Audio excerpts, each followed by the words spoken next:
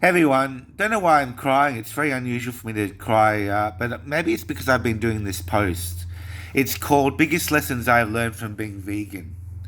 So I'm going to go through them. I've got 5 points here. Number one, the truth is more inconvenient than fiction and lies. The truth is more inconvenient than fiction and lies.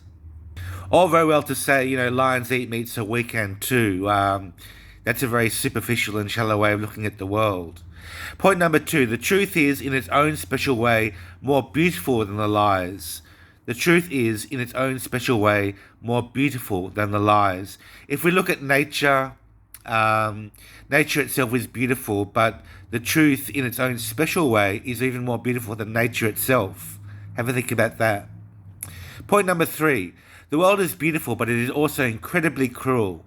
So things like ethicalism come into it. Are we going to blow up the world? If we do, what are our motives for doing so? And thinking about how fragile and beautiful the world is, but also incredibly resilient, but incredibly cruel as well, with millions of sentient beings being slaughtered every day by humans, for example. Point number four, being perfect is something that we should never lose sight of, no matter how many times we fail. My subtitle, or my nickname, if you like, on Facebook is Kind to All Beings, and I'm very proud of that nickname, which I invented.